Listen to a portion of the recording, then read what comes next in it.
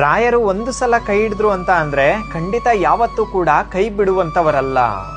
ಯಾಕಂತ ಅಂದ್ರೆ ಅದೆಷ್ಟೋ ಜನಗಳು ಇವತ್ತು ಸ್ವಾಮಿ ರಾಯರೇ ನಿಮ್ಮನ್ನ ನಂಬಿದ ಮೇಲೆ ನಾನು ಒಂದು ಊಟವನ್ನ ನೆಮ್ಮದಿಯಿಂದ ಮಾಡ್ತಾ ಇದ್ದೀನಿ, ಅದೆಷ್ಟೋ ಸಾಲಗಳಿಂದ ನಾನು ಮುಕ್ತಿ ಹೊಂದಿದ್ದೀನಿ, ಅದೆಷ್ಟೋ ಅವಮಾನಗಳಿಂದ ನಾನು ಈಚೆಗೆ ಬಂದಿದ್ದೀನಿ, ಯಾರೆಲ್ಲ ನನ್ನ ನೋಡಿ ನಗ್ತಾ ಇದ್ರೋ ಅವ್ರ ಮುಂದೆನೆ ನನ್ನ ಚೆನ್ನಾಗಿ ಇಟ್ಟಿದೀಯ ನನ್ನಪ್ಪ, ನಿನ್ನ ಪುಣ್ಯದಿಂದ ನಾನು ಇವತ್ತು ನಗ್ನಗ್ತಾ ಬದುಕ್ತಾ ಇದ್ದೀನಿ ಅಂತ ಎಷ್ಟೋ ಜನ ಪ್ರತಿದಿನ ಪ್ರತಿ ಕ್ಷಣ ರಾಯರನ್ನ ನೆನೆಸ್ಕೊಂಡು ಜೀವನ ಮಾಡ್ತಾ ಇದ್ದಾರೆ.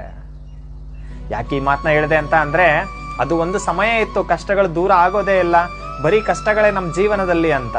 ಆದ್ರೆ ಇತ್ತೀಚೆಗೆ ರಾಯರನ್ನ ನಂಬಿ ತುಂಬಾ ಜನಗಳ ಜೀವನ ಬದಲಾಗ್ತಾ ಇದೆ, ನಿಮ್ಮ ಜೀವನ ಕೂಡ ಖಂಡಿತ ಬದಲಾಗುತ್ತೆ. ತುಂಬಾನೇ ಸಾಲ ಮಾಡ್ಕೊಂಡಿದೀವಂತ ದುಃಖ ಪಟ್ಕೋಬಿಡಿ, ತುಂಬಾನೇ ನೋವಲ್ಲಿದೀವಂತ ದುಃಖ ಪಟ್ಕೋಬಿಡಿ, ಎಲ್ಲವನ್ನೂ ಕೂಡ ಗುರು ರಾಯರು ದೂರ ಮಾಡ್ತಾರೆ.